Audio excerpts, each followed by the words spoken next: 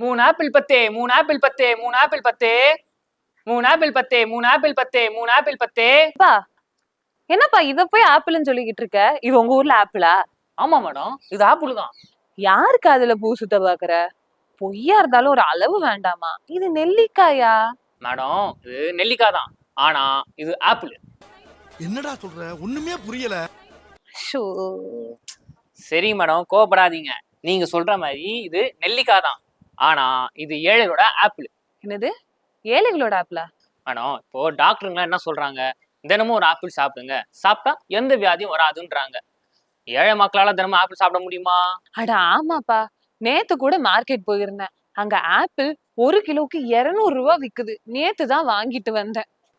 தெரியுதா? ஒரு ஆப்பிள் என்னென்ன சத்து இருக்கோ அத்தனை சத்தும் இந்த நெல்லிக்காயிலும் இருக்கு.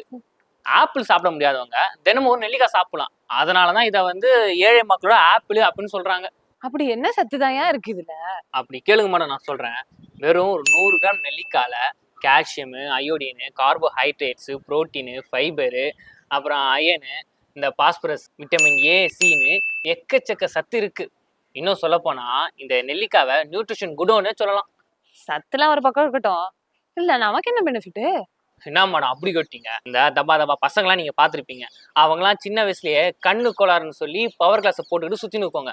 அவங்களாம் இந்த நெல்லிக்காய் சாப்பிட்டுருந்தாங்கன்னு வச்சுக்கோங்களேன், அந்த கண்ணாடி போட பிரச்சனையே வந்திருக்காது. ஏன்னா இதுல விட்டமின் ஏ இருக்கு. அதே மாதிரி உங்களை மாதிரி அழகான பொண்ணுங்க கூட தினமும் நெல்லிக்காய் சாப்பிட்டாங்கன்னு வச்சுக்கோங்களேன், நல்லா அழகா இருப்பாங்க. ஏன்னா இதுல விட்டமின் சி இருக்கு. டாக்டரும் கூட என்ன சொல்றாங்கன்னா, தினமும் நெல்லிக்காய் சாப்பிட்டு வந்தா ஹார்ட்டுக்கு நல்லதுன்றாங்க. என்னப்பா சொல்ற? ஹார்ட்டுக்கு நல்லதா? இதுக்கு நீங்க ஆச்சரியப்பட்டா எப்படி? இந்த நெல்லிக்காவை பெண் குலத்துக்கே ஒரு மருத்துவ காயின்னு சொல்லுவாங்க. அடேங்கப்பா, இவ்ளோ விஷயம் இருக்கா இதுல? ஆமா மேடம்.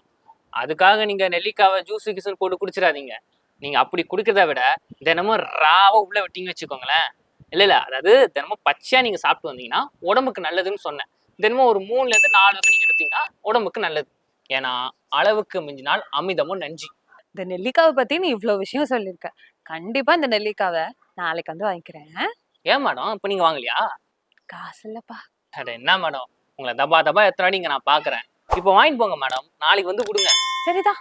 சரி, எத்தனை வேணும் மேம்?